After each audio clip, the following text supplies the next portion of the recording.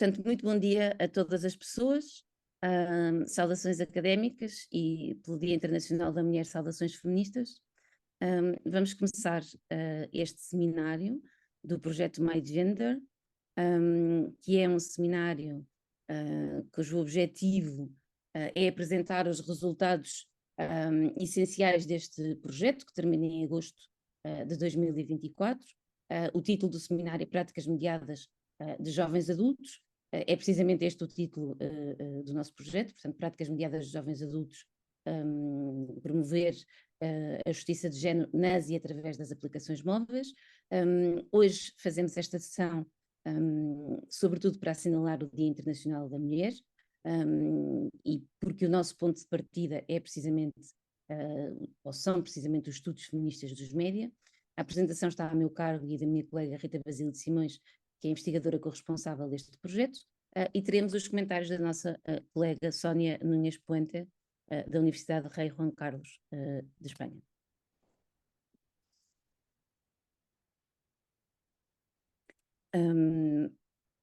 Começaremos então com a apresentação dos resultados. Este projeto começou em março de 2021, como disse, será concluído em agosto de 2024.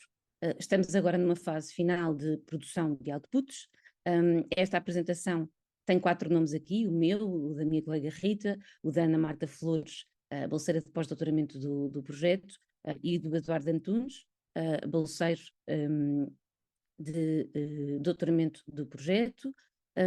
Esta equipa conta também com outras pessoas, algumas estão aqui na sala, ou uma está aqui na sala, penso eu, a Rita Alcair, também a Filipa Subtil, o Silvio Santos, a Sofia José Santos e a Jana Mena, e participaram como investigadoras júniores e investigador júnior, a Natália Reis, a Luísa Carreira, o Frederico Fonseca, e tivemos ainda a Laís Rócio e a Gabriela Paliac como investigadoras visitantes júniores que estiveram connosco a fazer estágios de mestrado e doutoramento respectivamente.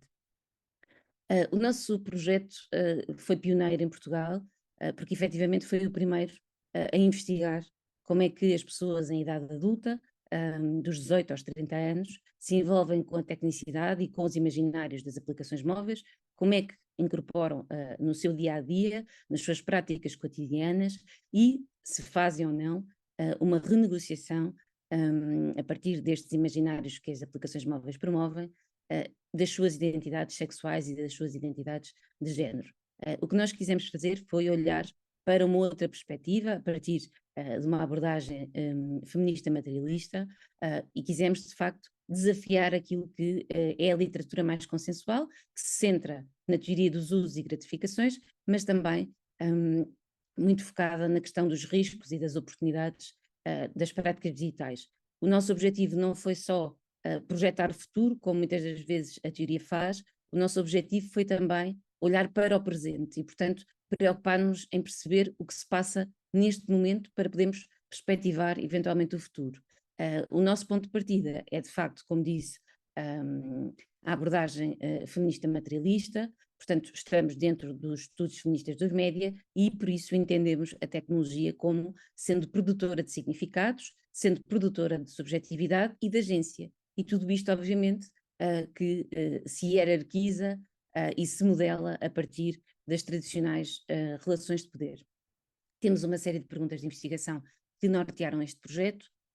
Quisemos perceber como é que os contextos sociais e políticos podem influenciar a forma como as pessoas em idade adulta, jovens adultos e adultas, utilizam as aplicações móveis e como é que estes contextos dialogam com essas utilizações e apropriações, como é que diferem as performances de género nos diferentes tipos de aplicações móveis, de que forma é que estas aplicações podem moldar as identidades de género e as práticas sexuais de jovens adultos e adultas, de que forma é que se entrelaçam as affordances das aplicações com os usos que são feitos por parte de jovens adultas e adultos, como é que são negociadas e imaginadas as identidades de género nestas experiências, de que forma é que as interfaces mediadas produzem, reproduzem ou desafiam os imaginários heteronormativos de género, também os imaginários normativos do que é ser homem e do que é ser mulher, De que forma é que os usos das aplicações móveis estão a mediar a intimidade destas pessoas e quais são as suas consequências, como é que a identificação, a vigilância digital e a intrusão tecnológica molda as experiências que estas pessoas têm na utilização das aplicações móveis e, finalmente, tentamos perceber também se estes usos e apropriações oferecem resistências e contranarrativas aos imaginários normativos de género e aos imaginários normativos de sexualidade. O nosso desenho de investigação explicará agora a minha colega Rita Basílio. Então, em primeiro lugar, bom dia a todas as pessoas que vieram acompanhar-nos em mais um momento de apresentação de resultados e também da própria configuração do projeto MyGender. Dou-vos também as minhas saudações académicas e feministas por hoje se assinalar o Dia Internacional das Mulheres, portanto, que bela oportunidade para o MyGender falar novamente da investigação que foi conduzida. Um agradecimento e um cumprimento muito especial à professora Sónia Núñez Puente, da Universidade Rei Juan Carlos, que aceitou estar aqui também connosco, a acompanhar-nos e que mais daqui a pouco iremos ouvir, tecendo considerações a propósito precisamente do trabalho que levámos a cabo. Muito obrigada. Bom, o desenho de investigação que foi construído, que foi gizado para o MyGender, envolveu uma intervenção em várias frentes. Desde logo envolveu o trabalho de campo, que nós em seguida passaremos a desenvolver o que é que coube dentro deste trabalho de campo. Em particular, realizámos um inquérito, realizámos entrevistas, numa componente mais qualitativa, e também numa componente mais qualitativa realizámos registros diários e grupos focais e, como disse, daqui a mais uns minutos, mais uns momentos, teremos a oportunidade de falar um pouco mais sobre o que é que fizemos em cada um destas intervenções de trabalho de campo e também de alguns resultados. Outra das áreas de intervenção que foram cruciais no quadro deste projeto foi o recurso a métodos digitais que nos permitiram também dar resposta a algumas das questões que foram ainda há pouco enunciadas pela minha colega, a professora Inês Amaral. Uma outra componente ainda do nosso desenho de investigação ligada à transferência de conhecimento foi igualmente importante para nós, pois quisemos sempre, desde o início, tecer uma ponte muito robusta entre o trabalho que estávamos a realizar na academia e a sociedade. Não faz sentido fazermos este tipo de trabalho para criarmos conhecimento científico sem estabelecer essas redes, essas pontes com a comunidade mais ampla, a sociedade mais ampla, na procura de partilhas desse mesmo conhecimento, mas também para enriquecer a própria investigação científica com os contributos que vêm, nomeadamente stakeholders, e portanto foi uma das áreas de grande importância no trabalho que foi desenrolado no âmbito do MyGender.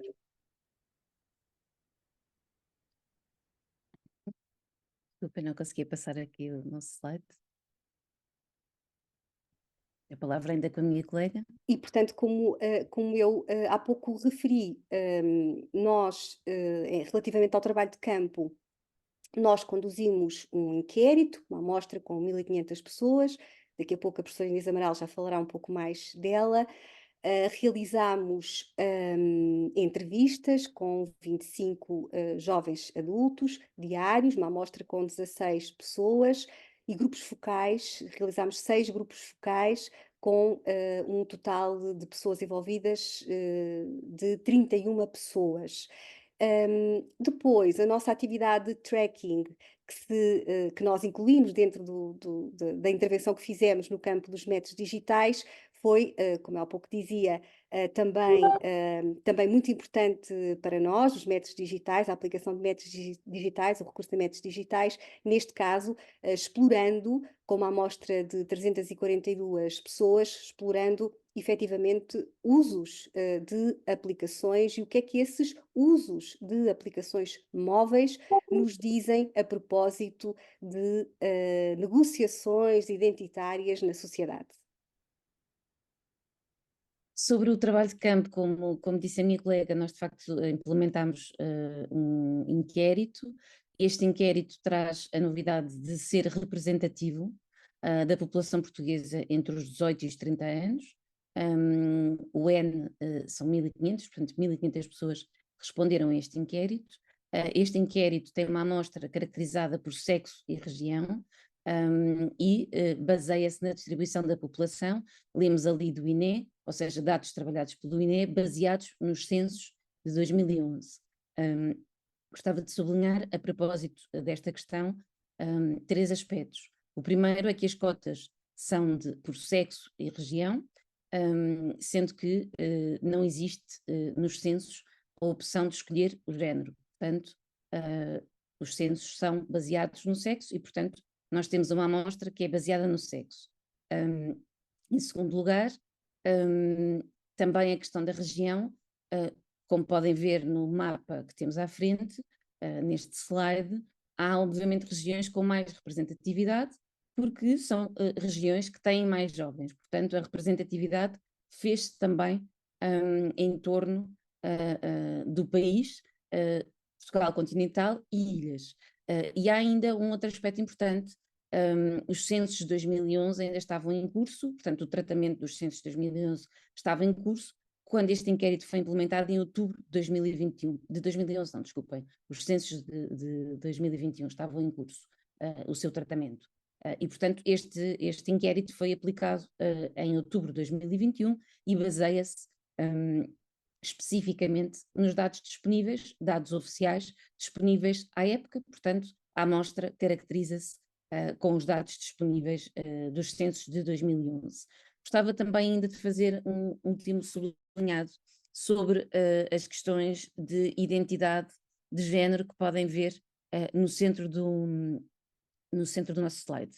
Nós solicitamos à empresa que recolheu estes dados, portanto que implementou o inquérito que construímos junto de uma amostra representativa das pessoas com 18 a 20 a 30 anos em Portugal, portanto, considerando aqui 2 cohortes, 18, 24, 25, 30, solicitámos que houvesse representatividade do ponto de vista da região, considerando a classificação NUTS-2, que inclui as ilhas, portanto, Portugal continental, Madeira e Açores, e também pedimos que a amostra fosse equitativa do ponto de vista das idades, portanto, considerando o cohorte 18, 24 e 25, 30 anos, e pedimos que fosse exatamente equitativa no que concerne à identidade de género, 50% pessoas referenciadas com o sexo masculino, 50% pessoas referenciadas com o sexo feminino.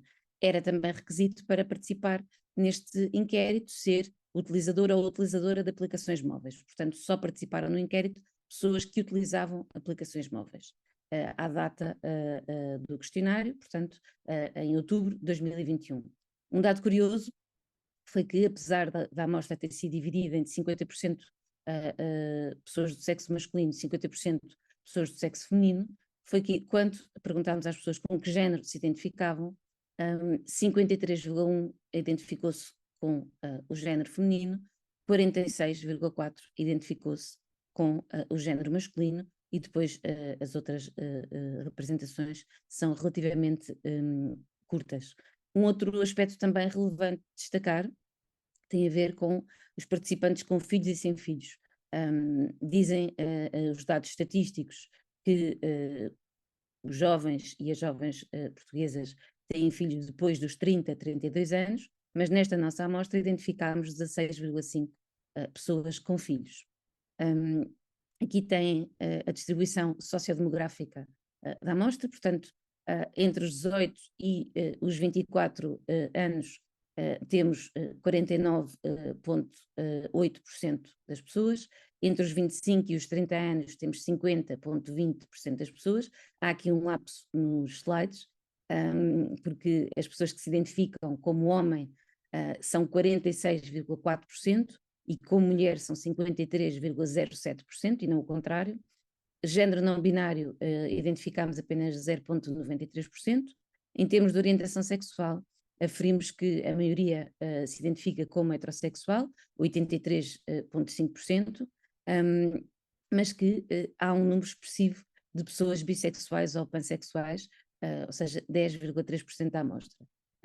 Incluímos aqui ainda as pessoas que se identificaram como gay, e portanto aqui são homens que fazem sexo com outros homens, 2,3%, e lésbica, mulheres que fazem sexo com outras mulheres, 1,9%. Também 3,1% preferiu não responder. Outro aspecto que nos parece relevante é que a ideia do nem não é exatamente verdadeira, ou seja, nem estudam, nem trabalham e vivem em casa dos pais, não é exatamente verdadeira. A maior parte das pessoas é solteira, tem 76,33% de pessoas solteiras nesta amostra, mas outras pessoas são casadas ou vivem com alguém ou em união de facto, que é o caso de 23,27% da amostra. Há também 0,40% de pessoas divorciadas. Como filhos, já referi, 16,47% da amostra tem filhos. Quando perguntamos se as pessoas vivem com os pais ou com família, que não, obviamente, dos filhos ou as filhas, 63,53% disse que sim, mas 36,47% disse que não. Portanto, não é a esmagadora maioria das pessoas que ainda vive com os pais e que só sai de casa dos pais depois dos 30 anos. Em termos de resultados sociodemográficos, importa-nos ainda também destacar a questão do ensino e a questão da ocupação. Como sabemos, em Portugal, o ensino secundário é obrigatório, portanto, existem, na verdade, 13 anos de escolaridade obrigatória em Portugal, os 12 anos do ensino básico e secundário e 1 ano do pré-escolar, mas ainda assim há 3,20% da amostra que apenas concluiu o ensino básico. Isto poderá ser porque são pessoas do corte mais velho, portanto as pessoas mais velhas desta amostra, que ainda não estavam abrangidas pela escolaridade obrigatória até o 12º ano. A maior parte das pessoas efetivamente tem ensino superior, mas não é a esmagadora maioria, porque 43,67% tem um ensino secundário e não avançou para estudos universitários. Depois verificamos que a licenciatura é predominante, 34,40%, o mestrado 17,33%, e há algumas pessoas com doutoramento já concluído, 1,40%. Em termos de ocupação, ao contrário do que se diz, nem estudam nem trabalham, a maior parte destas pessoas trabalham. 28,33% das pessoas estuda, a esmagadora maioria trabalha, como se pode ver aqui, por conta de outrem, 50,60%, por conta própria, 8,67%, 2,40% são trabalhadores e trabalhadoras liberais e estão 10% desempregados, o que é um número que, aliás, coincide com os dados do desemprego jovem em Portugal. Sobre as horas que passam online nas apps por dia. A média está entre as 2 e as 5 horas, mas é maioritariamente entre as 3 e as 5 horas que as pessoas estão mais online nas apps. É também de notar que apenas 3,3% referiu que está menos de 1 hora e que, ainda assim, há números expressivos também com pessoas que estão entre 5 a 7 horas por dia em apps, 13,8%, peço desculpa.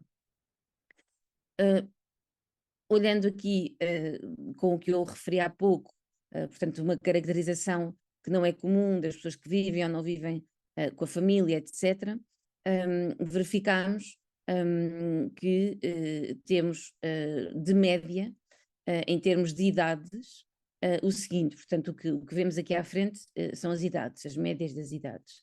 As pessoas que estão casadas ou que vivem em união de facto têm uma média de 26,53 anos.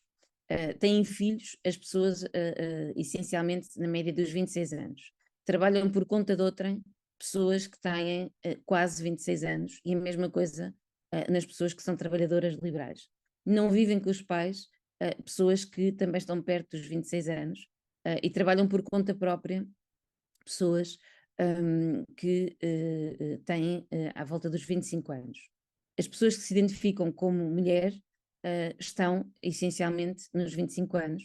A média das idades acaba por resultar nos 24,51. Desempregados, a média ou desempregadas, está nos 24,41. As pessoas que se identificam como homens têm uma média de idades de 24,39, que não é muito diferente da média de idades das pessoas que se identificam como mulher.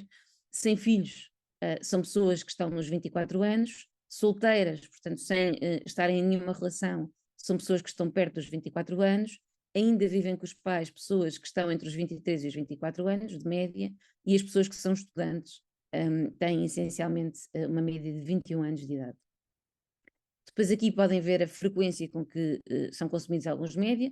O telemóvel é consumido todos os dias, portanto é usado todos os dias por 90,2% da nossa amostra, e depois há uma quebra muito grande para o que vem logo a seguir, que é o computador portátil, que passa para os 53,6%, depois a televisão com box, seja com ADSL ou com fibra, a seguir os canais e serviços de subscrição, depois a Smart TV, e vemos, por exemplo, que o jornal tem uma expressão muito reduzida, cá em baixo nos 9,3%. Com que frequência consomem estes conteúdos? As redes sociais todos os dias são consumidas por 81,1% da amostra, várias vezes por semana por 11,3%, e depois há uma grande diferença para o resto. Em segundo lugar aparecem as séries, são mais vistas várias vezes por semana do que todos os dias. A seguir as playlists, mais consumidas todos os dias do que várias vezes por semana. Os noticiários, que são vistos mais vezes por semana do que por dia, embora de forma mais ou menos equilibrada, tal como as séries. Portanto, os noticiários aparecerem em quarto lugar é também interessante, porque desconstrói a ideia de que estas pessoas não sabem nada de informação e não consomem jornalismo, portanto, veem noticiários. Os programas de entretenimento são, sobretudo, vistos várias vezes por semana. Os sites de informação são consultados várias vezes por semana, embora se somados todos os dias os consumos diários e os consumos várias vezes por semana, percebemos de facto que a maioria das pessoas consome frequentemente informação online. As plataformas de streaming são mais usadas várias vezes por semana, embora também haja expressão todos os dias. Os filmes várias vezes por semana, e depois começa a quebrar para as novelas, que ainda aparecem, portanto desconstruindo a ideia de que as pessoas não veem a televisão dita comercial ou mainstream. Os podcasts, curiosamente as novelas são mais vistas todos os dias do que os podcasts, que são ouvidos várias vezes por semana. As grandes reportagens e os documentários também têm espaço, ou seja, são essencialmente vistos uma vez por semana, mas também várias vezes por semana têm significado. O comentário político raramente ou nunca tem impacto nestas pessoas. Os debates raramente ou nunca, provavelmente se perguntássemos agora seria diferente, estamos em véspera de eleições, e os jornais em papel, efetivamente, raramente ou nunca são consumidos por estas pessoas. Sobre as entrevistas, a minha colega explicará o que fizemos. Bom, nós seguimos a tradição de utilizar a investigação dita qualitativa nos estudos sobre juventude, portanto também adotámos esta tradição e a importámos para o nosso projeto, de modo a podermos explorar as suas experiências subjetivas e também as suas percepções da sua vida cotidiana na sua relação com a tecnologia e em particular as aplicações móveis. Nós adotámos as entrevistas semi-estruturadas em profundidade, e de facto as entrevistas tiveram um papel fundamental no modo como nós captamos dados de natureza qualitativa, porque pudemos ouvir junto dos utilizadores, das utilizadoras, relatos circunstanciados daquilo que fazem efetivamente com as tecnologias, com as aplicações móveis que usam na sua vida cotidiana, dando-nos uma profundidade, não é? Uma profundidade importantíssima para aquilo que foi a proposta do nosso projeto e complementar aos resultados que pudemos obter mediante a aplicação do inquérito do qual a Inês Amaral acabou de falar. Durante o ano de 2022, nós conduzimos 25 entrevistas semi-estruturadas em profundidade com jovens adultos residentes em Portugal, aqui a faixa etária é a mesma que foi considerada, portanto, estamos a falar de jovens com uma faixa etária entre os 18 e os 30 anos, e neste caso o nosso grupo de participantes, todo ele foi recrutado a partir de um critério de elegibilidade fundamental, a sua utilização intensa de aplicações móveis.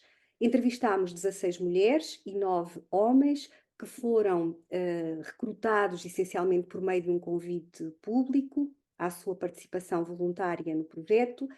Sofremos muitas vicissitudes, muitas dificuldades para constituir a amostra, portanto, acabámos por recorrer a outras estratégias para recrutar participantes e, no final, a nossa percepção foi de que estas limitações levaram a que conduziram-nos à constituição de uma amostra não tão diversificada quanto gostaríamos. A amostra tem alguma diversidade relativamente à profissão, relativamente à propriedade, alguma dispersão no território nacional, mas efetivamente estamos a falar de participantes, na sua maioria jovens urbanos, escolarizados, classe média, a frequentar cursos de licenciatura e pós-graduação ou a ter a sua primeira experiência de emprego e, para além disso, participantes maioritariamente que se identificaram maioritariamente como homens ou como mulheres. Depois, peço à Inês que passe o slide. Foi essencialmente a partir desta amostra que eu acabei de me referir que nós constituímos uma outra amostra utilizada para nós aplicarmos o método dos diários. Os registros diários MyGender permitiram-nos, de alguma maneira, permitiram-nos uma visão ainda mais rica das práticas diárias, não limitada às questões da memória, pois a informação, os dados são recolhidos muito proximamente do momento em que as práticas, as experiências, as vivências acontecem, diferentemente dos dados que nós recolhemos através de entrevistas. E, por outro lado, ao contrário das entrevistas, em potência, aquilo que as pessoas nos oferecem em termos de dados, os seus relatos serão mais autênticos, porque as inibições poderão não ter um papel tão importante quanto nas entrevistas, em que as pessoas estão a falar com outra pessoa ou com outras pessoas, e, portanto, as inibições poderão estar presentes. Os diários como método ainda pouco utilizado, pelo menos na academia portuguesa, tem de facto vantagens enormes como método qualitativo e estas duas a que eu me referi foram efetivamente verificadas por nós. Constituímos uma amostra de 16 participantes, recolhemos dados qualitativos sobre os seus pensamentos, as suas crenças, as suas formas de interação com aplicações móveis, isto ao longo de um período de semanas, e, claro, procurámos recolher dados relativos à construção identitária, relativos ao modo como essa construção identitária está relacionada com práticas, nomeadamente questões ligadas à intimidade, às próprias práticas sexuais, e como tudo isso se pode articular com a sua utilização de aplicações móveis. E, por fim, uma outra componente do trabalho de campo que nós realizamos. E agora avançamos para o slide seguinte, que também nos permitiu recolher dados qualitativos, foi a realização de grupos focais. Aqui a nossa amostra foi ainda mais limitada, neste sentido, as 31 pessoas que participaram, todas elas eram estudantes universitárias e universitários. Nós realizámos um total de 6 grupos focais, participaram 31 pessoas e pudemos, apesar das limitações da amostra que reconhecemos, pudemos ainda assim verificar como de facto a construção partilhada de percepções, de experiências que são tidas a partir do recurso às tecnologias digitais, é efetivamente uma construção partilhada, portanto, os grupos focais têm essa particularidade porque colocam no mesmo espaço, no mesmo momento, pessoas com especificidades em contexto de discussão, não é?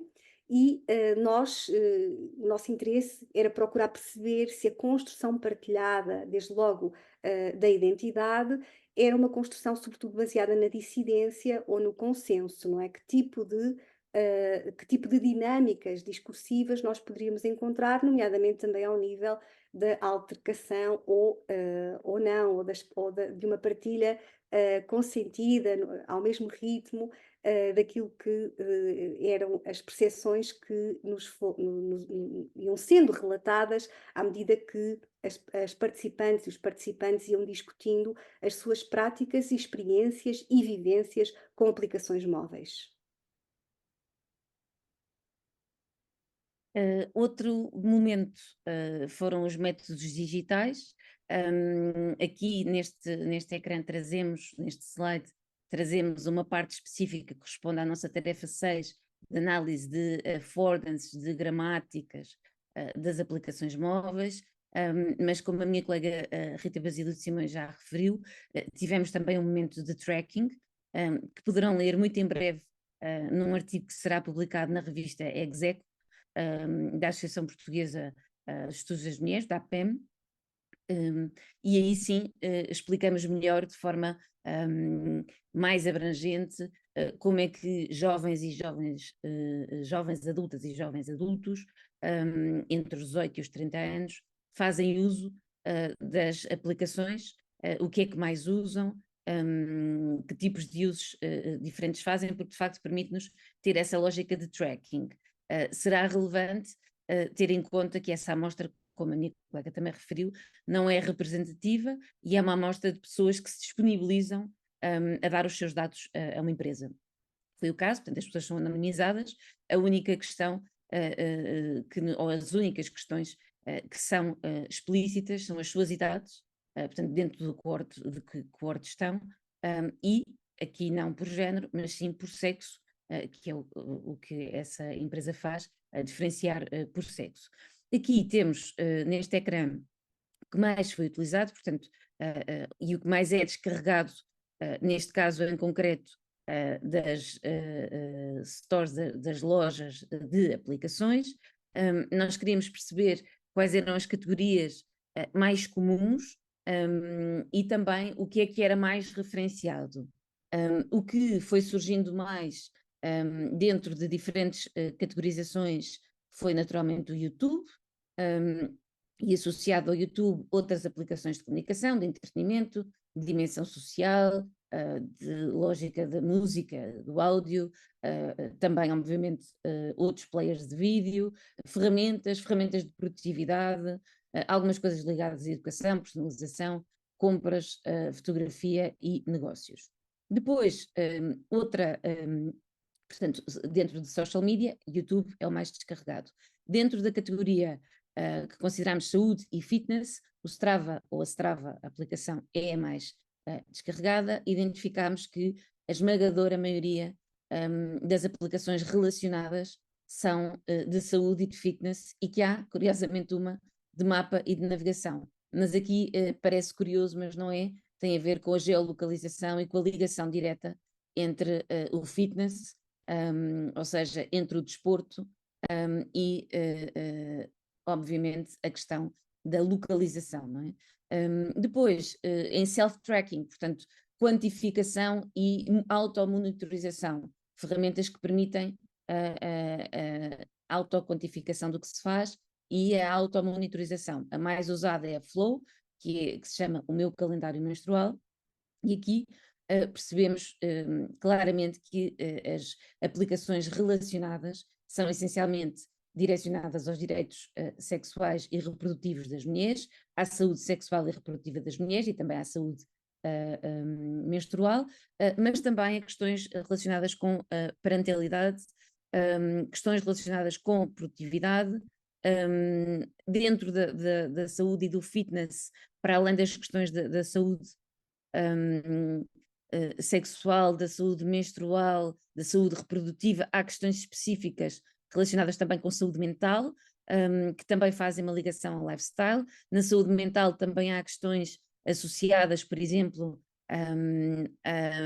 mindfulness ou diretamente relacionadas com uma parte de fitness, com yoga, por exemplo, e portanto há aqui outras também aplicações relacionadas com desporto, e identificámos ainda também duas aplicaçõões de beleza, ou dentro da categoria beleza.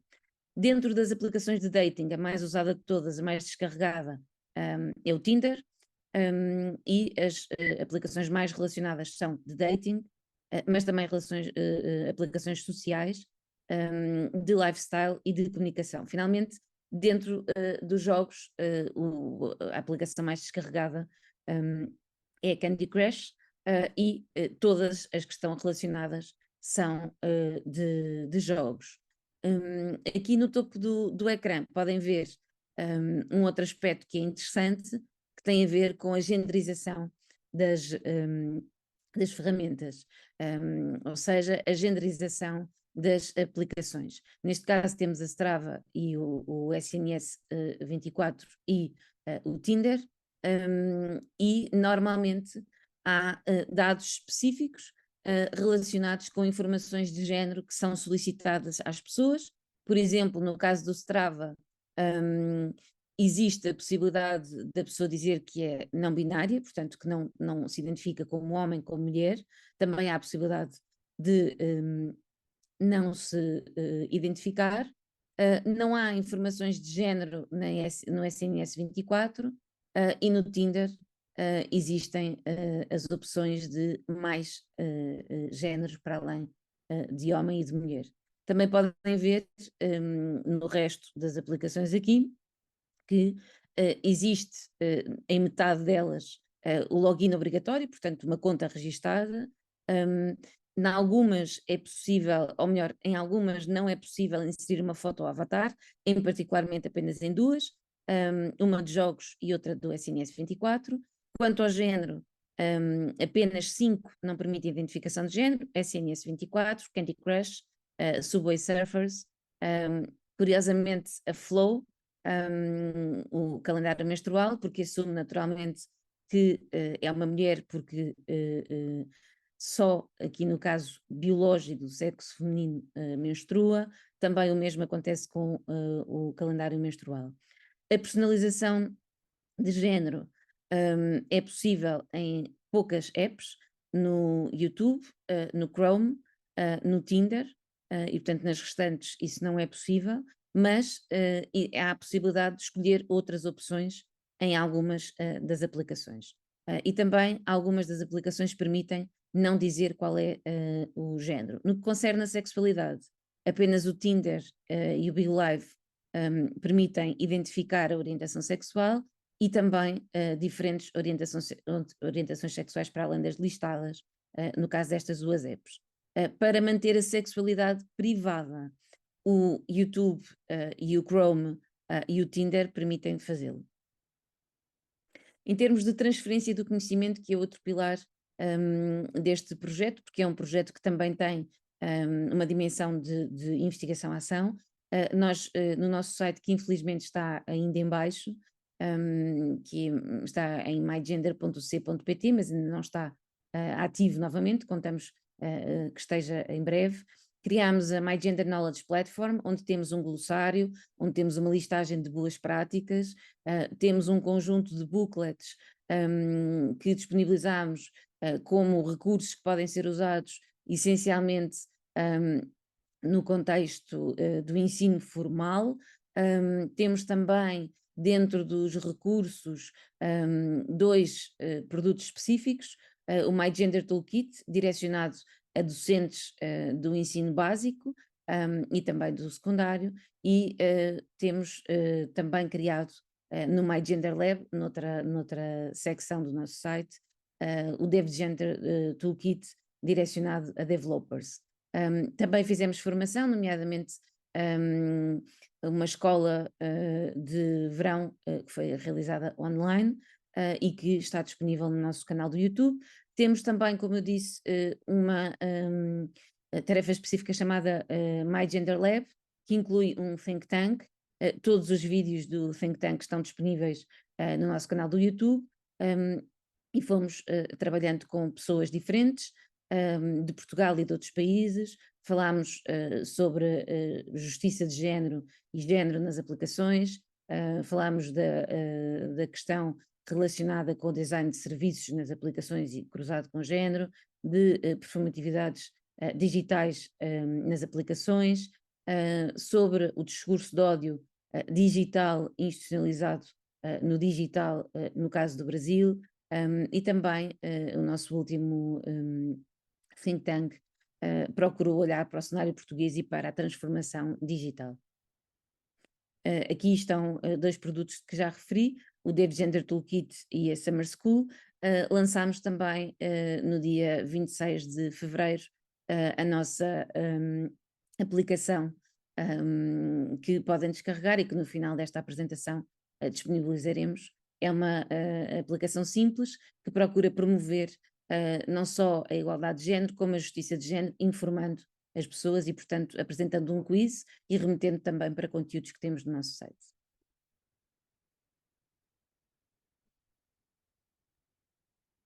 Bom, como poderão imaginar, todos estes empreendimentos, estas frentes, conduziram a que nós tivéssemos a oportunidade de alcançar uma série de resultados e também de novas interrogações, porque, de facto, este trabalho teve essa característica. Nós conseguimos algumas respostas, mas gerámos muitas mais interrogações do que aquelas com as quais começámos este trabalho. O que poderemos dizer de forma muito sintética, muito resumida, é que de facto nós pudemos verificar como as aplicações móveis exercem um papel muito significativo na maneira como os jovens adultos comunicam, como constroem relacionamentos, como moldam as suas identidades. No entanto, ao mesmo tempo, também representam grandes desafios para a interação humana, desafios que se colocam no plano da prevalência de conexões muito superficiais e episódicas, o que poderá, de facto, trazer inquietações grandes no plano da sociabilidade, inquietações também, porque através das aplicações,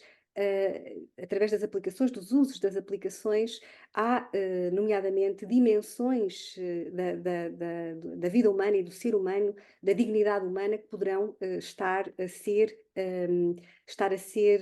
postas em causa. Refiro-me, em particular, às questões da privacidade, ao modo como há zonas e áreas do direito fundamental à reserva da intimidade da vida privada e familiar que estão a ser afetadas com o consentimento das pessoas, que muitas vezes não identificam sequer esse mesmo encurtamento daquilo que é o direito fundamental à privacidade, o que é problemático, não é? Porque revela a ausência de consciência crítica. E as aplicações móveis têm contribuído muito para isso. Verificámos também a indissociabilidade destas tecnologias digitais de uma cultura de imediatismo e de comodificação e, portanto, até questões como a intimidade, não é, das pessoas são monetarizadas, portanto, são utilizadas com um fim específico de gerar lucros para, claro, um grupo restrito de uma elite. Outros resultados, sobretudo agora respeitantes às nossas interrogações dirigidas às questões identitárias, contemplam uma evidência muito clara de que as visões de género que são originalmente incorporadas nos sistemas tecnológicos, elas refletem concepções dominantes da normatividade social. E, por sua vez, são essas visões que vão moldar o comportamento humano e as dinâmicas sociais. Portanto, o espaço para a agência individual, embora em potência ele seja idealizado como muito amplo, a verdade é que é um espaço limitado, a agência individual é profundamente limitada. Identificamos a prevalência de práticas digitais que refletem, mas também reforçam normas de género e, portanto, que reproduzem o mesmo sistema de desigualdades e privilégios que nós já conhecemos da nossa vida offline. Estes comportamentos muitas vezes aparecem camuflados com novas aparências, mas não deixam de estar alinhados com guiões de género patriarcais, o que significa que as restrições do dito mundo analógico, podem persistir e influenciar aquilo que nós somos nas nossas interações no plano digital, particularmente em relação aos jovens adultos, às jovens, a idade adulta que nós estudamos. Portanto, de um modo geral, as aplicações móveis desempenham um papel muito significativo. Este enfim, é um dos grandes contributos que este projeto traz, desempenha um papel muito significativo no fortalecimento daquilo que são expectativas e práticas culturais hegemónicas, embora haja também espaço para que imaginários mais libertadores possam também estar em cena a partir dos usos que se fazem das aplicações móveis, mas de facto a tónica dominante é uma reprodução sistemática daquilo que são guiões de género patriarcais. Bom, como a Inês Amaral há bocadinho já referiu, nós desenvolvemos uma app, gostaríamos agora de a mostrar de novo, podem aqui através do código, podem ficar com ela, podem usá-la em todos os contextos que considerarem mais convenientes. A nossa ideia quando desenvolvemos esta aplicação foi justamente a dela poder ser utilizada nos mais diferentes contextos, utilizada, se assim for, no contexto familiar, utilizada no contexto de educação mais formal, porque efetivamente uma das maneiras, ou uma maneira crucial por onde nós devemos começar quando queremos incrementar a justiça de género é permitir que haja consciência da importância da igualdade de género e que haja consciência do que é isto da igualdade de género. Tornar o género visível é uma das formas de combater o privilégio, não é? Porque o privilégio reside justamente onde os marcadores identitários, como o género, são invisíveis. Outro contributo do projeto, também já foi, creio que ainda não foi falado este, foram outros mencionados, este creio que ainda não, um e-book que foi lançado há relativamente pouco tempo, portanto, mais uma peça que consideramos muito importante, que espelha o contributo que o MyGender veio dar à produção de conhecimento nesta matéria. Apps e jovens adultos, contributos para um mapeamento de práticas mediadas, reúne textos que consideramos que dão esse contributo fundamental para o nosso conhecimento nesta matéria. Bom, relativamente àquilo que nós trouxemos para este encontro de hoje, acerca do MyGender, dos seus resultados, do modo como nós o desenrolamos, nós fechamos essa página agora e daríamos em seguida a palavra à nossa convidada especial, a professora Sónia Núñez Puente. Não sei antes eu dizer umas palavrinhas apenas para dar conta do seu perfil. A nossa convidada tem liderado projetos de investigação nas áreas do ativismo digital feminista, violência cultural, representações de género, estudos culturais.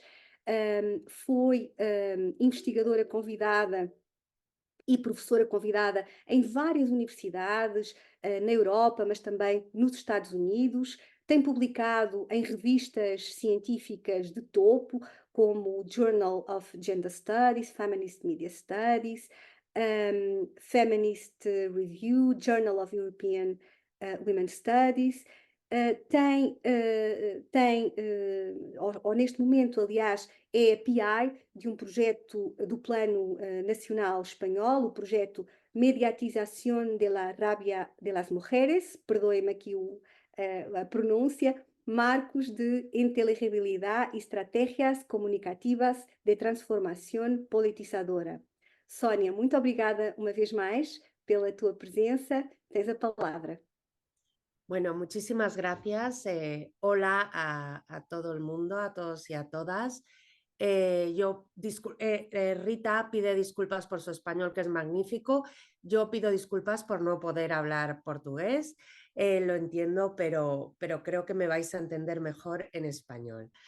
Muchas gracias en primer lugar a Rita, a Inés, por haberme invitado y por darme la oportunidad de comentar algunos aspectos del proyecto que, por otra parte, interseccionan con algunos de mis trabajos, pero también revisándolo estos días, que es una pena que la página web no esté activa, ¿no? He tenido que ir a algunos de los recursos que ellas me han facilitado y también a YouTube, el canal en el que he encontrado un montón de cosas, pero intersecciona con un trabajo de un colega, un catedrático compañero, Antonio García Jiménez, que lleva muchos años trabajando sobre adolescentes y consumo, una franja de edad anterior, entre los 13 y los 18 años, y me recordaba mucho, leyendo vuestro trabajo, los magníficos resultados del trabajo, su propio trabajo, ¿no? Acerca del uso y consumo de redes sociales entre la población joven.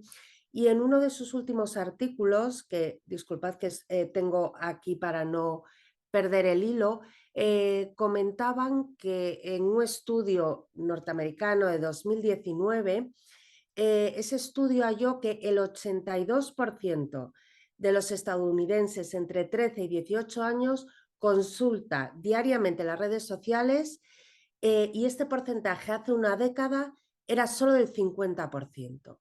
Es decir, nos encontramos en un periodo en el que tanto los jóvenes entre 13 y 18 años como los adultos jóvenes, de los que es el corpus, ¿no?, de vuestro proyecto, no solo consultan mayoritariamente las redes sociales y casi han duplicado ese porcentaje en 10 años, sino que construyen, ¿no?, esos imaginarios normativos de los que hablaban Rita e Inés, no solo los construyen, sino que los reproducen. Es decir, a mí que llevo muchos años trabajando sobre discursos digitales y en mi primer proyecto, que era sobre ciberfeminismo, y hay una gran cantidad de literatura científica acerca de estas dos perspectivas de aproximación a las tecnologías digitales, ¿no? La utópica y la distópica. Parece que o bien solamente las tecnologías podían salvarnos de todo, o bien las tecnologías son ¿no?, lo que nos va a llevar al desastre a todas, ¿no? Y yo creo que a través de los resultados de vuestro proyecto se desvela muy bien que no son tanto las tecnologías, sino el uso también que podemos hacer de esas tecnologías. Es decir, en vuestro proyecto yo encuentro dos partes que son fundamentales y que interseccionan entre sí. Por una parte son el estudio de las affordances, de las posibilidades de las propias plataformas, de los propios dispositivos digitales, que complementáis muy bien con ese, me ha encantado el toolkit sobre herramientas digitales, ¿no?, sobre cómo construir cuando vamos a desarrollar una herramienta digital, esa conciencia que debemos tener sobre esas posibilidades que ofrecen esas plataformas, si realmente están orientadas a reproducir sistémicamente desigualdades de género, o bien podemos visibilizar aquello que está invisibilizado, ¿no? Por ejemplo, otras opciones, género fluido, no binario, etcétera, que en muchas ocasiones no aparecen. Esa es una parte fundamental que al inicio de los estudios sobre tecnologías digitales feministas y el tecnofeminismo, si recordamos a Judith Wagman, creo que ahí esa intervención es necesaria. Es decir, necesitamos, como se desvela de los resultados de vuestro proyecto, desarrolladoras que sean capaces de intervenir en las tecnologías desde dentro. Pero hay otra parte, que es el uso que como consumidoras hacemos de esas tecnologías una vez que están desarrolladas? ¿Qué uso hacemos? ¿Cómo eso impacta en la reproducción de unos imaginarios dominantes? Y eso es lo que desvela vuestro proyecto en todas, que es un proyecto excelente porque cubre, como muy bien habéis presentado en las diapositivas, cubre distintas metodologías que confluyen, ¿no? Tenéis metodologías de carácter más cuantitativo, la encuesta, cualitativo, con las entrevistas en profundidad, con los diarios, etcétera, pero todas llegan al mismo resultado, ¿no? Es decir, que estas, lo que habéis puesto en las últimas diapositivas, que el uso de estas aplicaciones móviles, de las tecnologías digitales, de las redes sociales en definitiva, no hacen otra cosa que mayoritariamente reproducir esquemas hegemónicos. Entonces, en un día como en el que estamos hoy, 8 de marzo, a mí me gustaría que reflexionásemos, ¿no?, acerca de esas otras posibilidades de intervención. Por ejemplo, en España, nosotras estamos estudiando el uso de intervención de los hashtags, ¿no? El se acabó, todas habéis leído seguro lo del caso de Rubiales, ¿no?, y Jenny Hermoso, que se ha hecho muy famoso. Pero yo me pregunto, a la luz de los resultados de vuestro proyecto, si no vivimos en una especie de burbuja feliz acerca de qué podemos hacer con la tecnología, ¿no? Porque por una parte parece que está este hype, este boom de hacemos el hashtag, lo distribuimos, lo hipervisibilizamos, y eso, ¿en qué se traduce en las prácticas cotidianas? Eso parece que entra en cierto modo en conflicto con los resultados de un proyecto como el vuestro, que mapea, que me ha dejado abrumada la parte también de, abrumada y encantada la parte de transferencia. ¿Cómo habéis trabajado esa parte de transferencia con los vídeos, los toolkits, los think tank? Yo lo tenía aquí, lo tengo anotado como las partes más interesantes, no más interesantes, pero de las más útiles del proyecto, ¿no? Porque de poco sirve toda esta parte cuantitativa y cualitativa si luego no hacemos transferencia de ellas. Me parece en transferencia excelente. Pero, ¿dónde está? O sea, ¿cómo podemos? Yo me pregunto, para ver si podemos reflexionar en alto sobre esto a la luz de los resultados de vuestro proyecto. ¿Cómo dialoga? ¿Cómo se compadece? ¿Cómo se entiende este hype que parece que hay del feminismo y sobre todo del feminismo digital, ¿no?, de las prácticas digitales del feminismo, con los resultados puros y duros de trabajos cualitativos y cuantitativos, de encuestas, de grupos de discusión? Es decir, que no habéis dejado nada por preguntar desde ninguna metodología. Cuanti, cuali, encuestas, dímelo de una manera, de otra, y de cualquier forma que hayáis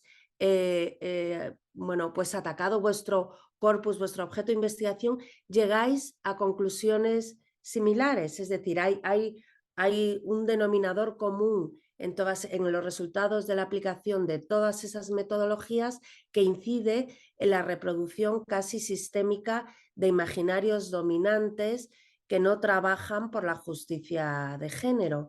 Entonces, yo hoy, 8 de marzo, me preguntaba cómo esto, no sé si alguien tiene alguna reflexión al respecto, cómo podemos entender estos dos aspectos que parecen tan dispares, ¿no?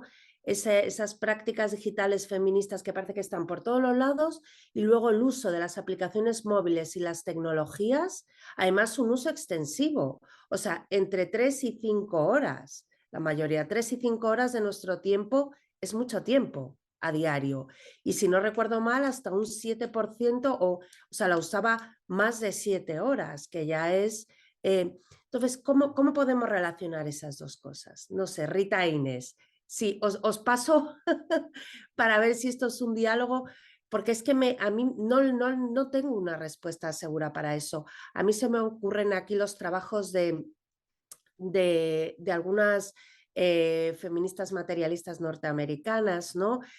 Como Jodi Dean, que nos hablan de ese mensaje sin mensaje, de esa reproducción sistemática de un activismo digital, feminista o no, pero que es el click activismo, ¿no? Y que no consigue calar.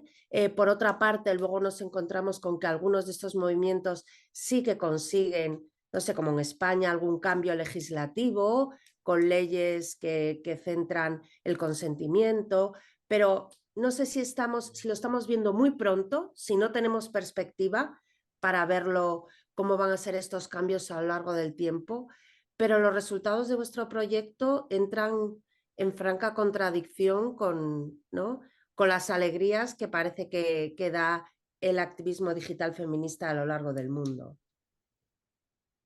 Obrigada, muito obrigada, Sónia, pelos teus comentários. Muito obrigada por partilhares connosco esta sessão, por partilhares connosco também trabalho. Publicámos há pouco tempo em conjunto, ou editámos há pouco tempo em conjunto as três, precisamente sobre questões de ativismo feminista e discurso de ódio online misógino, um número especial na Execo, e essa é também uma nossa preocupação, a questão que tu colocaste. Evidentemente que do ponto de vista dos grupos focais, como a Rita explicou, existe uma limitação na amostra que tem que ver, naturalmente, com o facto das pessoas serem estudantes universitárias. E isso aproxima-as muito mais. Ou seja, os ideais de masculinidade e de feminilidade estão lá, mas os desafios e a forma de desafiar a normatividade também está presente nesses grupos focais, não é? Sobretudo desafiar a heteronormatividade, está muito presente.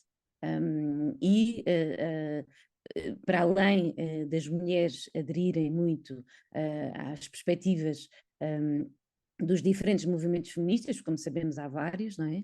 Também os homens se posicionam frequentemente como aliados. Mas estamos obviamente a falar num contexto específico. Se olharmos para o nosso inquérito, aqui não podíamos mostrar tudo, não é? Mas temos alguns dados que podem ser relevantes. Desde logo um aspecto, 66,2% das pessoas dizem que identificam sempre o seu género nas aplicações em que têm conta. Ou seja, não são só as mulheres que se identificam como mulheres, não é? E que procuram identificar o seu género e que usam os pronomes, não é? Depois, outra coisa interessante, as pessoas representam-se com a sua própria fotografia. 57,5% representa-se com a sua própria fotografia. E também 56,5% diz que é muito importante ter a identidade real, a sua identidade real, nos perfis das aplicações móveis.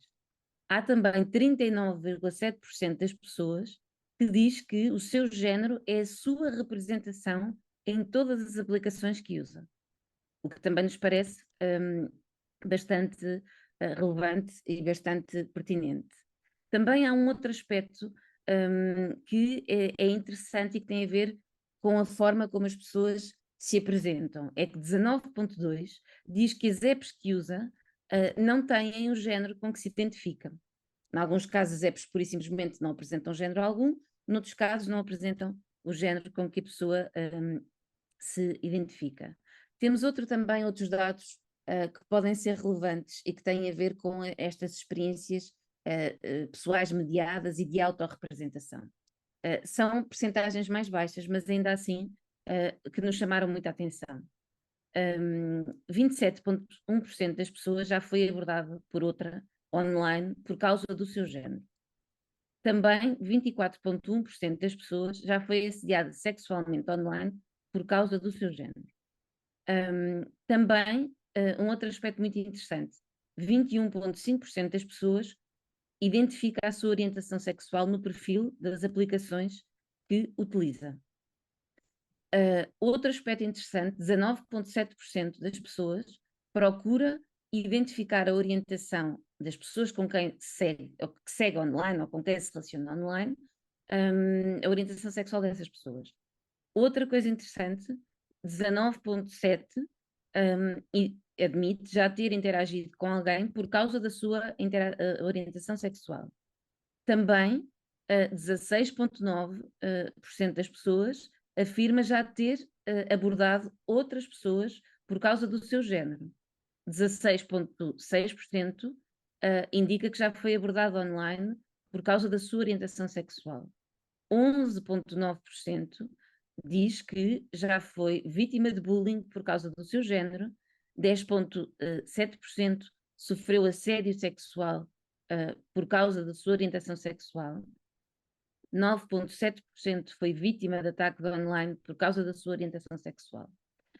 E depois cruzámos estas questões também, por exemplo, com o offline. 9% já foi vítima de perseguição offline por causa da sua orientação sexual a partir do online. E tentámos cruzar isto com uma perspectiva interseccional, que é a perspectiva também que guia este projeto, não é? Ou seja, uma lógica interseccional considerando género, raça e classe. E, portanto, no que concerne a raça, identificámos o seguinte: 9,6% diz que a minha raça é utilizada como uma justificação para me atacarem online. Também, um outro aspecto interessante, 8,7% diz que sofre ataques online por causa da sua etnia. 8,7% já sofreu ataques offline por causa da sua etnia identificada online. 8,4% indica que tem sofrido ataques racistas offline por causa da sua identificação online. E, finalmente, 8,1% afirma sofrer discriminação racial na internet. Depois há outras questões que têm a ver com o que tu referias do ativismo e que nos preocupou olhar para além do ativismo, ou seja, como é que estas feminilidades e estas masculinidades se vão representando e como é que pessoas jovens entre os 18 e os 30 anos são ou não vulneráveis a determinadas circunstâncias. No que diz respeito à confiança do que publicam online, 58,6% dizem que estão confiantes, ou seja, não é a esmagadora maioria. Portanto, o online é um desafio para as pessoas. 55,9% diz que sente que pode ser a própria pessoa nas aplicações que usa. E 54,9% diz que tem os seus perfis inteiramente privados. Também outro aspecto interessante é que metade da amostra, 50,9%, diz que em algumas aplicações pode ser o seu eu de verdade. Mas também é relevante dizer que 50,5% considera que não se preocupa nada com o que os outros pensam das suas publicações. Também há pessoas que dizem, por exemplo, que o conteúdo que partilham ou que publicam é diferente consoante a plataforma por causa das pessoas que a seguem ou que os seguem. São 38% da amostra. E um dado muito curioso, todos estamos online, não é? E 32,5% diz que tem ansiedade quando não tem o telemóvel consigo, por exemplo. Também foi interessante perceber outra coisa. 24,7% diz sentir pressão para ter conta nas redes sociais. 22,7% diz que publica o conteúdo de forma privada para evitar que a família veja. 19,8% diz que gosta de partilhar o conteúdo da sua vida na internet, ou seja, gosta de partilhar a sua vida nas suas diferentes dimensões na internet. 18,7% diz que investe muito tempo a produzir conteúdos para partilhar com quem ou o segue. Outra coisa interessante, 18,4% diz que causa muita angústia ver o que lhe escrevem nos comentários. E também 15,3% admite que a pessoa que é online não corresponde à pessoa que é na vida dita real. Depois quisemos perceber outras questões, nomeadamente qual era o posicionamento das pessoas do ponto de vista interseccional no que concerne género, raça e classe. 67,7% das pessoas dizem que as pessoas são todas diferentes consoante o seu género, a sua raça, a sua etnia e a sua classe social, e isso não constitui de todo um problema para si. E parece-me que aqui encontramos um progresso muito substancial na questão interseccional que congrega jovens adultas e jovens adultos. Mas também percebemos que as pessoas não distinguem por raça, ou seja, a raça é indiferente. 73,6% afirma isso. Depois procuram inspiração nas redes sociais, 57,1%. Mas depois há outras questões, nomeadamente o que tu falavas sobre o mundo cor-de-rosa e a bolha, não é? Por exemplo, 46,9% detesta pessoas que causam polémicas nas redes sociais. 44,7% não aceita amizades de pessoas que não conhece. Amizades nas redes sociais. 28,2% passa muitas horas a ver o que outras pessoas partilham sobre a sua vida, não conteúdos. Conteúdos só sobre a sua vida. 28,2% diz: tenho medo do que possam pensar de mim quando publico ou partilho algo nas redes sociais. 28,1% diz: uso as redes sociais para encontrar pessoas que estão na mesma situação que eu. Mas também 26,6% diz: irrita-me ler o que outras pessoas publicam nas redes sociais. 20,3% diz: tenho a certeza de que as pessoas que conheço através das redes sociais são minhas amigas. Mas 19,7% diz: já insultei pessoas nas redes sociais. 14,7% diz: não gosto de ver pessoas de outras raças ou etnias a escrever comentários sobre o meu país. 14,3% pessoas diz: quando não gosto do que vejo ou leio, deixo comentários críticos. 11,3% diz: não aceito que pessoas de outras raças ou etnias assumam online que têm a mesma nacionalidade do que eu. 11,2% garante que discute com pessoas que não seguem as normas e os costumes da sua cultura porque têm outra religião. E 10,5% diz que acha ridículo que as pessoas publiquem fotografias suas nas redes sociais. Aqui desconstrói-se, de certa maneira, alguns mitos. Ou seja, por um lado, tendencialmente, há, do ponto de vista de género, classe e raça, uma aceitação muito maior dentro destas diferentes identidades de género e identidades sexuais, não é?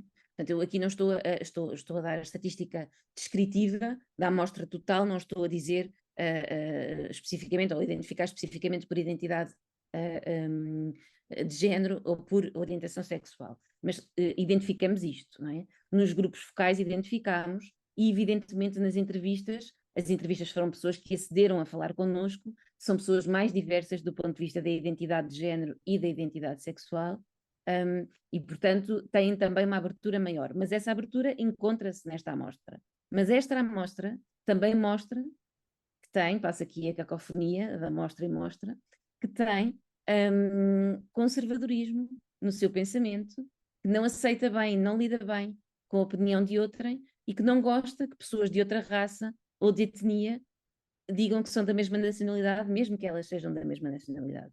Depois há outras questões que também nos importaram e que têm a ver com as questões talvez mais caras neste momento ao feminismo e aos estudos feministas dos média, porque estamos a olhar muito para as questões de intimidade e de ódio, não é?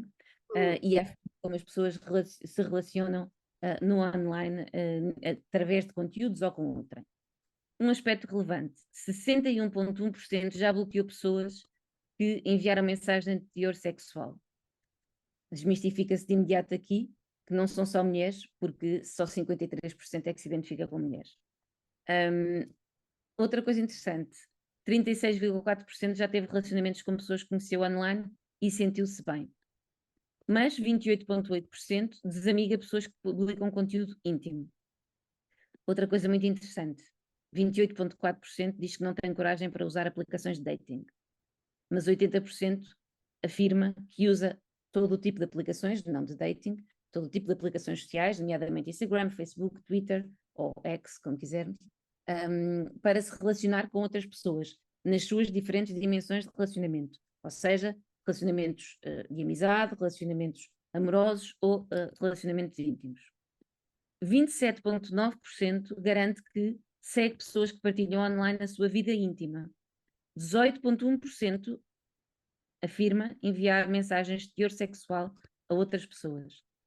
15,7%, e sublinho 15,7%, gosta quando partilham fotografias ou vídeos íntimos seus, desde que essa pessoa autorize. Ou seja, essa pessoa não se importa que os seus conteúdos estejam online e gosta, desde que tenha dado autorização para tal.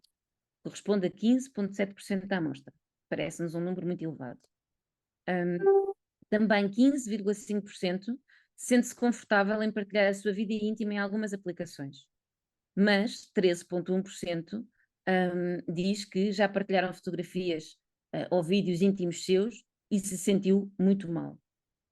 E finalmente 12,3%, que também nos parece um número substancial, indica que, e estes são os dados mais substanciais, portanto há outros mais residuais, 12,3% indica que o seu ou a sua parceira ou parceira gosta de partilhar a sua vida online, mas ela ou ele não.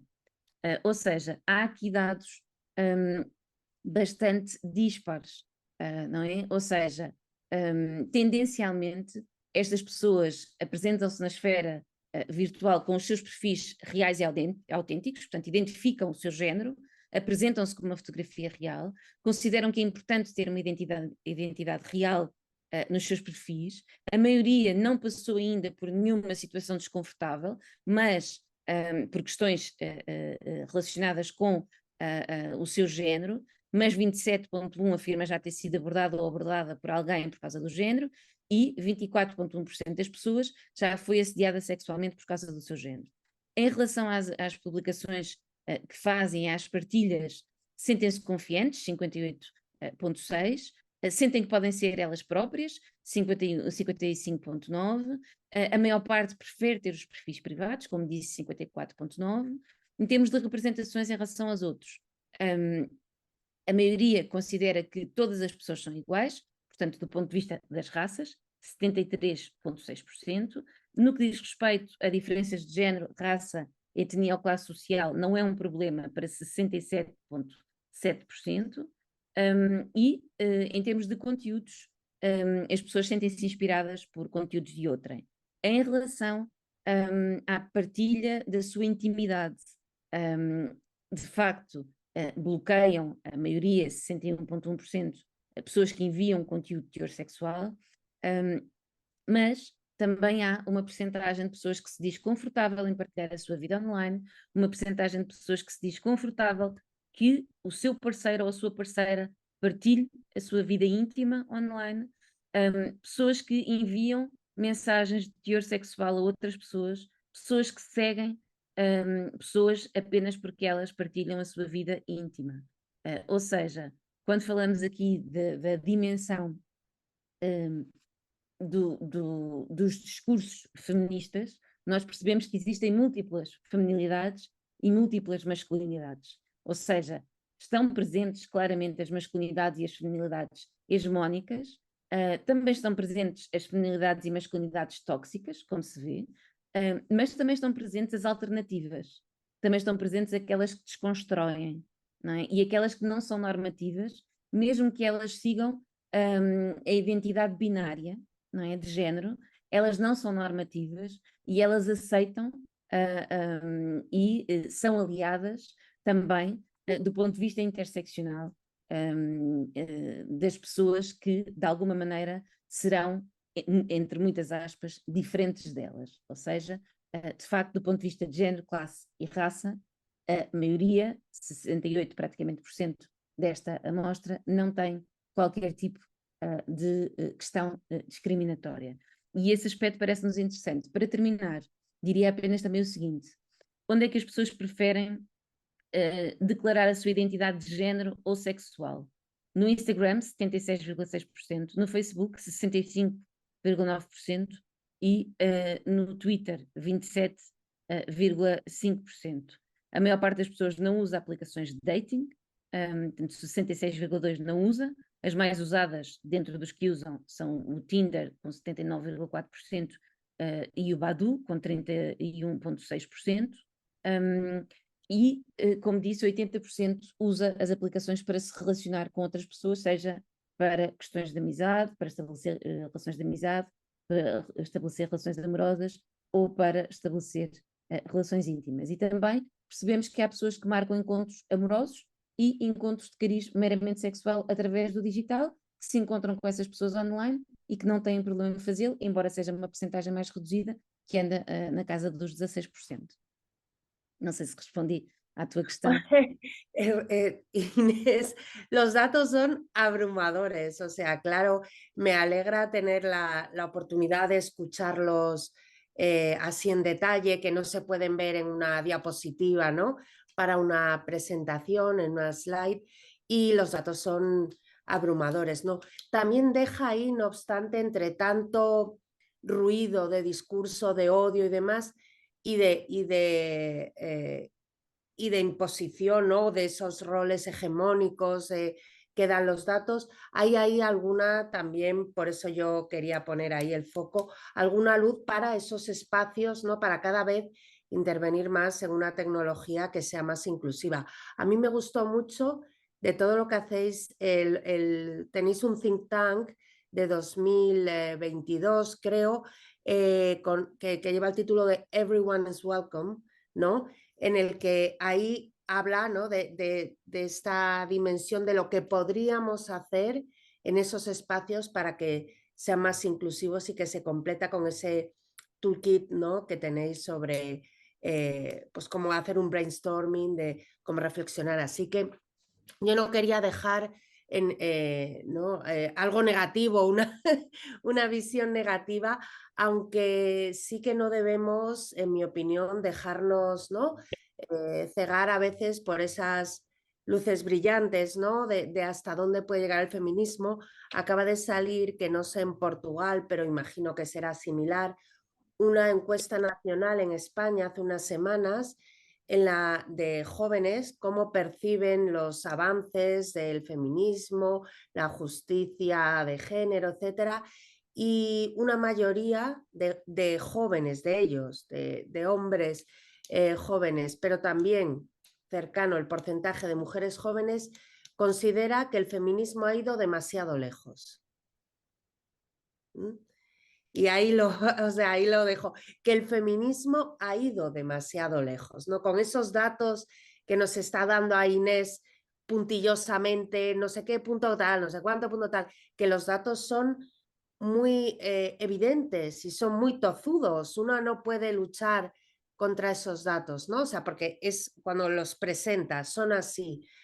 Y sin embargo, la percepción que tienen los jóvenes mayoritaria es que el feminismo no es que sea innecesario, es decir, no es que no sea necesario, sino que ya molesta, ha ido demasiado lejos, ¿no? Entonces, sin querer ser pesimista, pongo aquí sobre la mesa virtual de debate que tenemos la necesidad de proyectos como este que dirigís Inés y Rita, y la necesidad de estos proyectos también de corte cuantitativo y cualitativo para que nos muestren esa dureza de los datos, ¿no? La crudeza, la realidad de los datos contra los que a veces solamente cuando los presentas así y ni eso se puede luchar, ¿no? Puedes tener un cierto debate argumental cuando los presentas a las personas que siguen considerando, ¿no? Esa percepción hegemónica de que ya no es necesario hacer nada, que todo está bien y que, ¿no? que todo cambie para que todo siga igual, ¿no? Que todo parezca que cambie para que todo siga igual. Os dados que tu indicas, e peço desculpa à minha colega Rita por intervir, vou tentar ser breve. Também em Portugal há, a propósito das eleições, ¿No? Também em Portugal há sondagens sobre as pessoas mais novas, não é? Da chamada geração Z. Vários estudos mostram que efetivamente as mulheres são mais progressistas e os homens não acompanham tanto essa tendência e mais do que isso até se estão a tornar mais conservadores. No caso específico de Portugal, em 2022, por exemplo, há um estudo feito por dois colegas, um da Universidade Nova de Lisboa e outro do Instituto de Ciências Sociais, que indicam que Portugal era das poucas democracias, provavelmente a única, diziam eles, europeia, em que os homens e as mulheres não votavam de forma diferente. Isto em 2022. Ou seja, o chamado gender gap, em que o voto feminino é à esquerda e o masculino é mais à direita, não acontecia em Portugal em 2022. Mas provavelmente isso modificou-se. E isso modificou-se e já agora este ano, em janeiro, precisamente um destes colegas, o Pedro Magalhães, comparou dados feitos pelo sondagens do ICS e do ISCTE durante o ano 2023 e concluiu que o partido de extrema-direita em Portugal se pode chamar extrema-direita, porque, enfim, não tem os padrões exatamente iguais ao resto da extrema-direita europeia, tem algumas coisas concordantes, mas a maioria não tem coerência nesse sentido.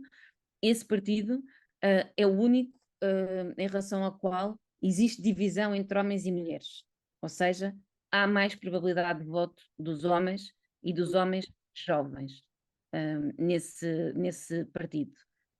Também em Portugal, tendencialmente, os dados mostram de facto que sim, as mulheres votam mais à esquerda.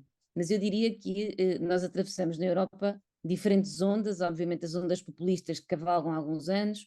Portugal foi o último país onde chegou, Espanha já chegou há algum tempo, também não há tanto tempo assim, mas sabemos que do leste os ventos já vêm há muito tempo, de Itália há muitas décadas, portanto não é uma novidade na Europa. Será talvez mais assustador o caso da Alemanha, porque quando a Alemanha muda, então a Europa toda vai mudar, não é? E esse talvez seja o caso assustador. Mas eu diria o seguinte, o caso francês, e o que assistimos agora esta semana, no dia 4, em França, em que até a extrema-direita votou a favor da inscrição do aborto como direito constitucional, portanto 700, mais de 700 votos, não é? 780 votos contra 72 para inscreverem o aborto como um direito fundamental num país da União Europeia, o primeiro país do mundo a fazê-lo, com a intenção de levarem a discussão à União Europeia por parte de todos os partidos para que de facto seja inscrito na Carta da União Europeia precisamente o mesmo. Isso também mostra que existem múltiplas feminilidades e masculinidades que ainda assim, nas suas diferenças absolutamente abismais do ponto de vista ideológico, conseguem convergir em alguns aspectos. E parece-me que a questão do aborto é o aspecto central, e temos provas, por exemplo, da Polónia, não é? Quando o governo polaco, há 8 anos atrás, talvez, não sei precisar agora a data, julgo que foi em 2018, quando proibiu o aborto ou limitou a casos de violação, de má formação do feto, de perigo para a mulher, 6 milhões de pessoas foram à rua e não eram todas mulheres. E pessoas, como sabemos, pela Europa toda, nós também fomos à rua, não é?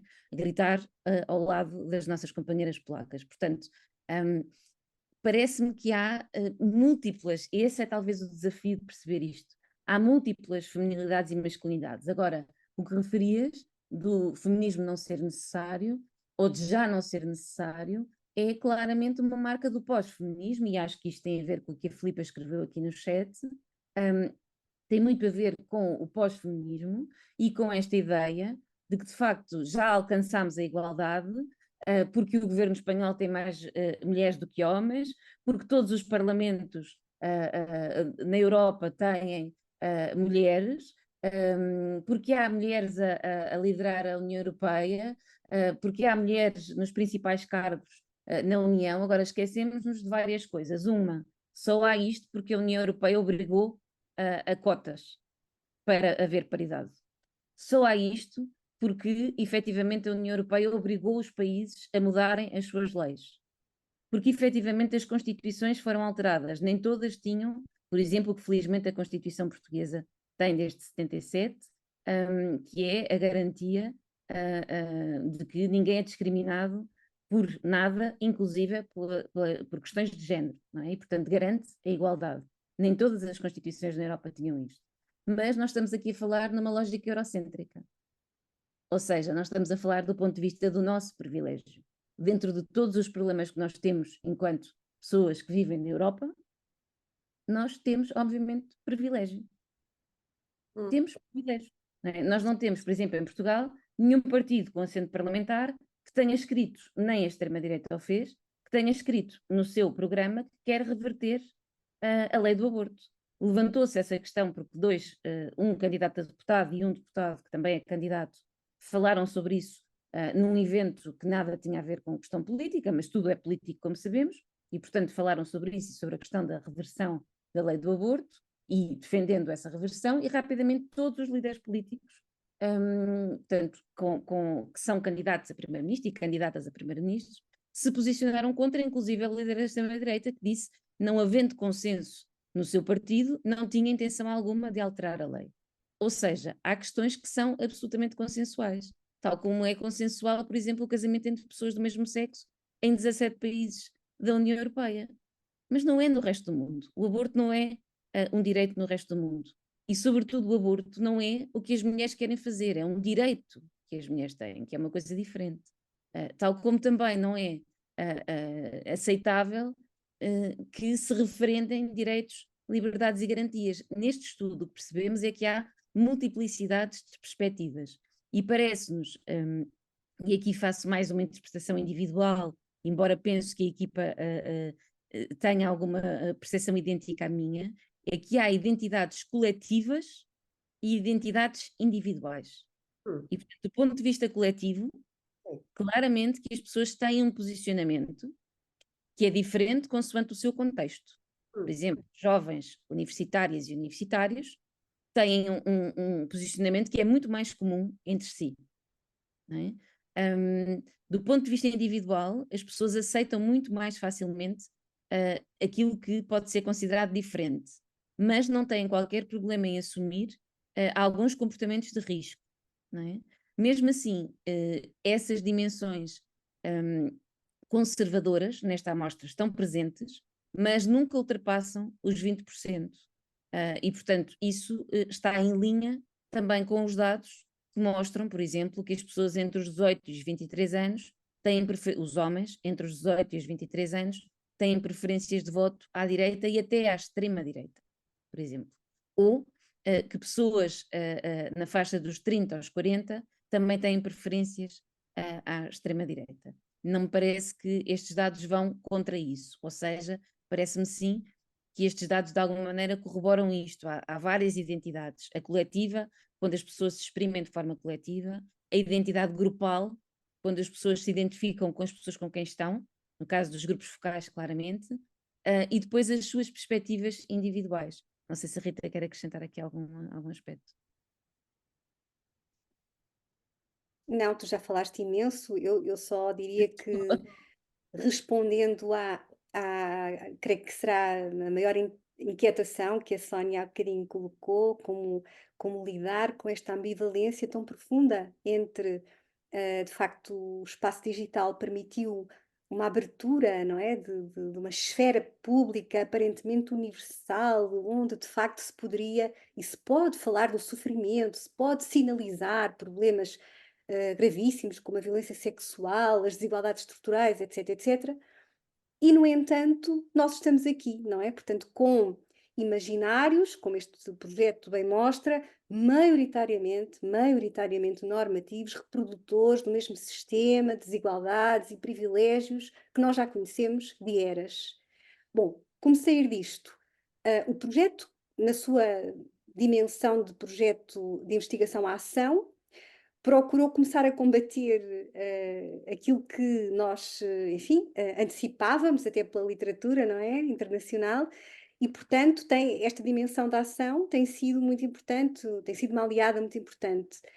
A simples produção daquela appzinha de que falámos aqui hoje poderá ter um papel nessa matéria, porque levar até junto das pessoas não são os valores feministas que são partilhados em rede, não é? Os valores feministas partilhados em rede, que às vezes não são senão aquele chamado feminismo popular, que verdadeiramente não tenciona mudar estruturalmente nada, não é? Mas permitir que junto das pessoas, das mais novas, as com mais idade, exista uma consciencialização do que é isto da igualdade de género, o que é que nós queremos dizer quando falamos de igualdade de género, o que é que está aqui em causa, porque é que nos referimos com tanta importância a isto, porque é que é importante pensarmos e mantermos um momento como vivemos hoje, não é? Continuar a assinalar o Dia Internacional das Mulheres, o que é que isto quer dizer para a nossa sociedade?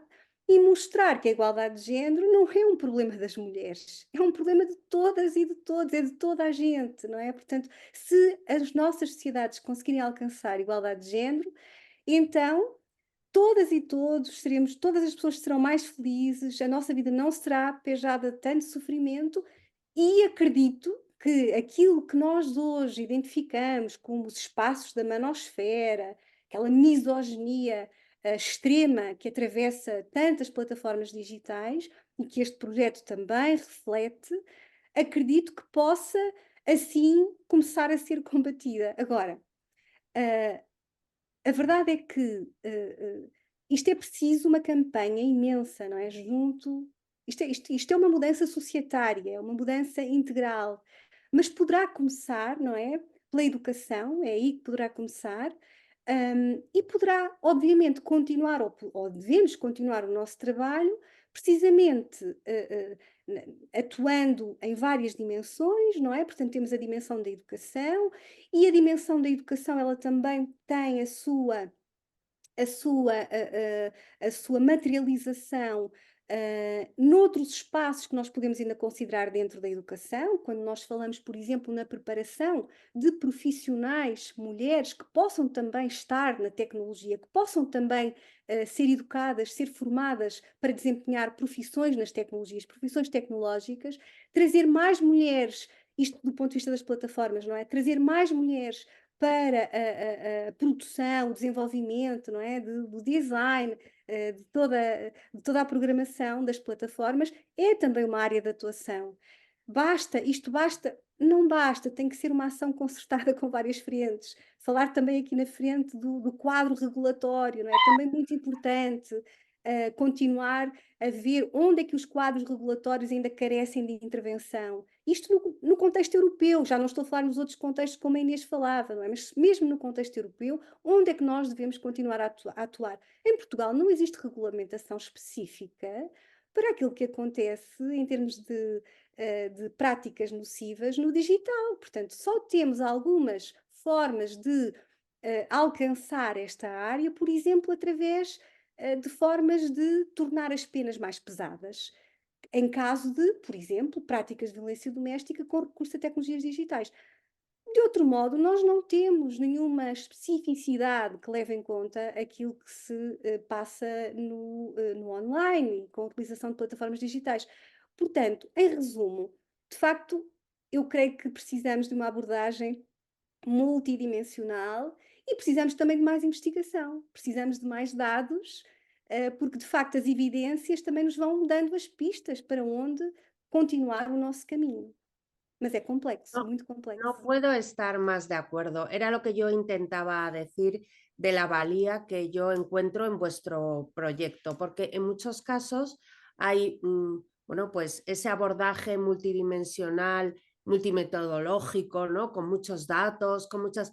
y se queda ahí. Vosotras no solo habéis hecho con esos datos, pues artículos de investigación, el ebook, libros, sino que también tenéis una parte interesantísima, repito, de transferencia.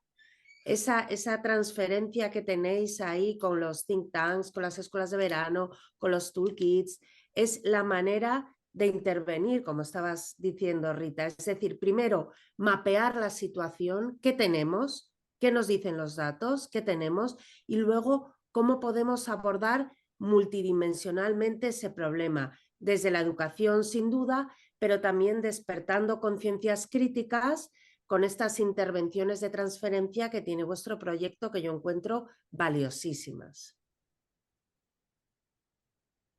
Inês. Muito obrigada. Julgo que podemos aqui concluir. Agradecer muito à Sónia a ter estado connosco esta Para manhã. mí un placer. Muito obrigada, agradecer às pessoas que estiveram connosco. Este vídeo ficará disponível no nosso canal do YouTube.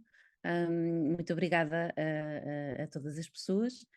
Espero que em breve o nosso site esteja disponível para poderem consultar todos os nossos conteúdos. E despeço-me exatamente como comecei. Saudações académicas e saudações feministas.